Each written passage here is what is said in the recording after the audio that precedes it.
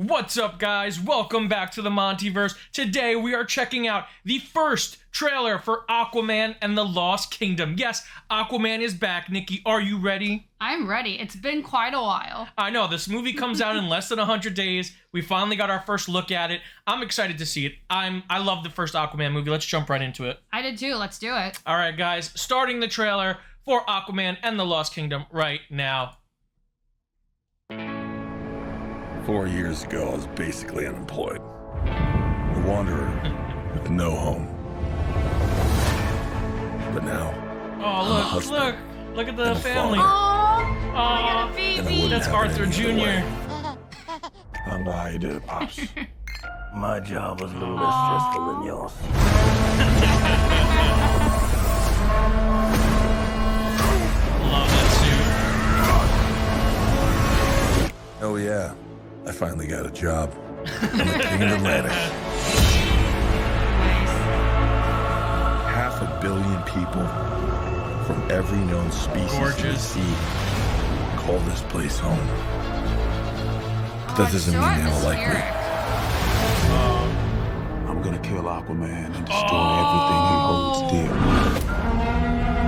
I'm gonna murder his family Oh no. and burn his kingdom to ash. I was about to say, how are you burning something Must be underwater? stopped, or a global meltdown is imminent. I think I know someone I might build a help Stealth with. suit. Ooh, you look rough. Oh, never mind. Good job, little brother. High five. Do not call me brother. I Wait, was that believe Orc? you let this Yes. happen. Oh my Oh, god. well, I hate this job. True king builds bridges, right?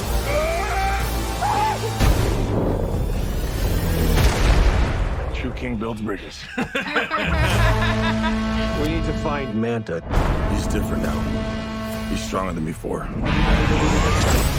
That suit looks The so Black good. Trident. During King Atlan's time, there were 7 kingdoms. And the Trident was a curse upon them all. The Trident's dark magic is spreading. Wow. He means to end the bloodline. Damn. I don't know what lies ahead, but we can't leave our children a world without hope.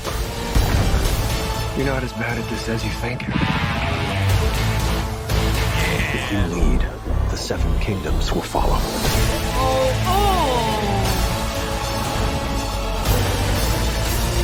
Damn.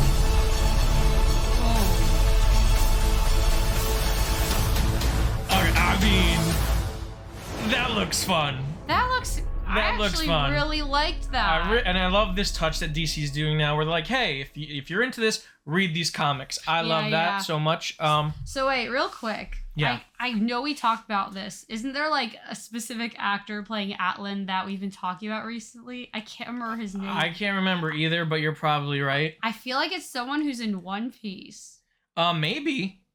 Why don't you look that up if you want to? I was gonna say While yeah. I talk about the importance of the, I would say very hateful relationship between Manta and Aquaman. Yeah. In the comics, that is essentially what makes Black Manta, not really a standout villain in the DC universe, Mhm. but what makes him so interesting to me is this visceral hatred he has for the character of Aquaman, Arthur Curry. Mhm. There is no love in that relationship whatsoever. Like, the Joker and Batman relationship is one of like almost codependence in a way. Yeah. And then you have something like Flash and Reverse Flash, where Reverse Flash used to Eobard Thawne used to idolize Barry Allen. Even the Lex Luthor Superman dynamic, Lex Luthor is an arrogant prick who's jealous that Superman has become the savior of the world and not him, who is the world's smartest man. But this Aquaman Black Manta dynamic is pure vengeance and hatred. Mhm. Manta, we see it unfold in the first movie. Yeah, Aquaman yeah. kills Manta's father. Doesn't kill him, but essentially causes the Causes his accident. death. Yeah. Yeah, he's very much responsible for the death of Manta's father, and not only that, but he refuses to help save him as well. Yeah. So Manta is out for blood, and I think he's going to be a villain that we have yet to see in a DC movie that is just pure rage and vengeance. Well, I was gonna say, like, on a couple points. One, what I really liked about the trailer and what unfolded related to the plot that it revealed is the fact that it actually feels like a natural continuation from what was set up in the first one. It doesn't feel forced or shoehorned. It feels like the natural progression for Black Manta's character. But also, I'm glad you said all of that, because I was gonna ask. Because, like, he's a threatening villain, but the scope of what he's saying he's going to do is fairly huge. So I was curious if that has, like, any basis in comics, or is his threat actually real, as real as it looks like? Oh, it's real. And what's really interesting is that this movie's doing two things that's kind of, as a comic book fans, perking my ears up a little bit. First, it's the introduction of Arthur Jr., which we see. And next is Black Manta saying I was going to say Black Panther. I said Black Panta, which is a fusion of Black Panther and Black Manta. But Black Manta saying, "I'm going to kill your family." Yeah. Which, for fans of the comics, know Black Manta does end up murdering Arthur Jr. at one point in the comics. I don't think the movie's going to go that far, but just the threat and just the dangling threat of that in the trailer has piqued my interest. Not that I want to see Arthur die, but it just makes me realize, like, oh, Manta, they're going for it. And I don't think Arthur Jr. is going to die. As a movie fan, I don't think they're going to show a child dying. But I do think maybe Arthur's dad, maybe Queen Atlana, maybe even Mira. Anyone could go at any point, it looks like. Absolutely. And people are definitely in danger. So yeah, Black Manta definitely is a viable threat. And even with something like the Black Trident, it has some kind of precedence in the comics, because Black Manta is constantly using Atlantean relics in his quest to defeat Aquaman, because he's looking to kill this guy by any means necessary. So he's used objects before, spears and things like that. He's also used a weapon called the Black Pearl, which has control over the seas, which is very similar, I think, in how this Black Trident is going to be used in the film, which is going to make him tremendously powerful and linked to that seventh Lost Kingdom, which we didn't get to meet in the first Aquaman movie. Yeah. No, I'm excited. I really like, kind of, like I said, it feels like a natural progression from the first one.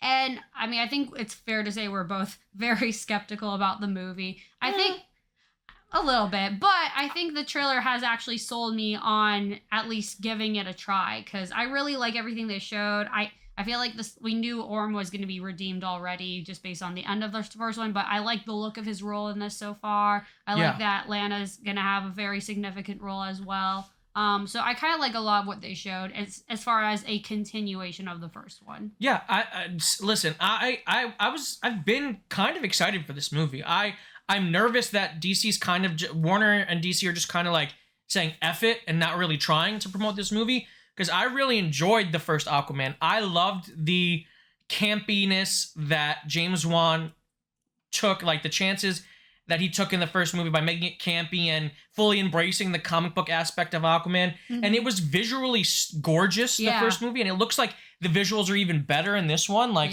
those shots of Atlantis and the way that camera movement is working. James Wan did not half-ass it. It looks like he really put in effort into this movie, and that excites me, because that's one of the things I really loved about the first one. I'm so glad that we are doing a Arthur Orm buddy cop movie. Yeah. Oh my gosh. Like, I didn't even recognize him at first, but I mean, he rocks the long hair. But for what they showed, I'm very excited to see that. I think they have a really good chemistry together, Momoa and Wilson. And Patrick Wilson's great. I love seeing him in things. He's James Wan's little good luck charm, I guess, at this point. But that's going to be a really interesting dynamic for me. It's so funny, because I even mentioned this in the first movie. It's funny to me how he cast Patrick Wilson. It's almost like if he would have cast Aquaman, he would have cast Wilson as Aquaman, just because of how much he makes Patrick Wilson's Orm look like the comic book Arthur Curry, down to like the hairstyle and the build, because Wilson gets jacked for these movies. Yeah. Like, he's looking beefy as hell. And to see him in that like dark navy version of the Aquaman suit, I'm like, this guy would have been a great Aquaman. But to see him kind of play off of Momoa's more bro-y surfer Aquaman is going to be a really fun time. Yeah. Also, the domestic parts of the beginning are like, it's so silly, but I live for that kind of cheesiness. Yeah. I wanted to make a joke so badly of, what's the point of drying your clothes if you're going to jump back into the water? Well, he's just airing them out. That's fair. When he's on land, he doesn't want them to smell like ocean. That's totally You know, valid. he's a man of two worlds. Yeah. So when he's in the ocean, he respects the ocean customs, and when he's on land, he respects the land customs. Fair enough. So I think that's why, because if you're in the ocean for 8 hours a day, you're gonna be a little oceanic Yeah. on the surface. But I love that because they're really leaning into the Momoa portrayal of Aquaman, which is a bit different from the comic book stuff. Usually Arthur's a little bit more Namor-esque, a little bit more regal in his portrayal. But Momoa is really kind of just like the Joe Schmo, bro-y, lighthouse son Aquaman. And I really like that, the hanging of the costume bit and him drinking a Guinness with his dad because Momoa is at his Guinness relations. But I also like that relationship. I like the relationship between Arthur and Thomas Curry. No, absolutely. I feel like it's a bit of an elephant in the room to bring up, but I do think, just because I was curious, because you actually brought up the potential already, is what's going to happen with Mira at this point. Like, I think that's a good question. I was going to say, because I think, I know with everything that happened, controversy aside in terms of her portrayal in the movie, obviously she is clearly in it. Yeah. Obviously she has to be Well, there. they filmed it before the controversies happened. This movie Right. just kept getting pushed back because of all the DC debacles and reshoots and which did not help. all types of things. So I think that in reshoots, they may have lowered her appearances in the movie. Right. Her role was diminished in a lot of ways. I think she even admitted that while she was on stand, that her role was diminished. So I think she's in it. I think that she'll be there. And I think that's all we'll say about that. Yeah, but like you said, with the prospect of his family members going to be killed off, I think that's an interesting direction to take. Well, yeah, if all this stuff with Amber Heard didn't happen, I would probably say nah, Mira seems off limits. She's a fan favorite character from the comics. Obvious, and also Arthur Jr. would not exist otherwise. Yeah, but never know. Right. Maybe she dies off screen. Maybe that's Black Manta's first victim. I could see him potentially killing both of Arthur's parents in this movie. Yeah. It could get really dark depending on how they want to go with it. Well, here's the other question I have is unless I'm wrong, I believe you had mentioned that Gunn has said that, or Gunn or Saffron or Momoa have said that he has the invite to come back. So, yeah, they keep talking about a trilogy. Who knows? Right. Because I was going to say, if this was the end, they could do whatever the hell they want. Yeah. And nothing would be off limits. They could also soft reboot it, so we never know. Anything could happen here. This is essentially the last film of the DCU, so this is go for broke. And Juan had come out and said that this movie is not related to any movie, because they asked him, is Affleck's Batman in this? Is Keaton Batman in this? And he's like, the best part about this movie is we don't address any other movie. It's just Aquaman. Now, I know originally Affleck was going to film something, or he did. Yeah, but I think that was more of a mandate for teasing the Flash, because originally this was supposed to come out before the Flash, and then after the Flash. So when it was supposed to come out after the Flash, Keaton filmed something, and then when it was moved to before the Flash, Affleck filmed something, and then it's been a mess. It's a mess. I'm fine with it being not unattached. I don't give a crap about any of that anymore. As a DC fan, I just want to see a fun Aquaman movie. I want to see octopus banging drums. I want to see Aquaman riding a seahorse. You want to see fish with Brooklyn accents. I want to see fish. Hey, Aquaman. Black Manta went this way, boss. Come get him. Oh, that's Brooklyn? No, that's just me doing a really New York-esque fish. More of a Bronx-ish. That's cool. I was going to say, more than anything else, I just want whatever decisions they make to be in service of a good story. Yes, absolutely. I'm just in it for Aquaman, baby. If you guys like this video, make sure to give it a huge thumbs up. If you're new to the channel, subscribe and hit a notification bell to stay up to date on all of our latest content. If you want to check out more of our reactions, click the link on the page. And until next time, guys, stay versed.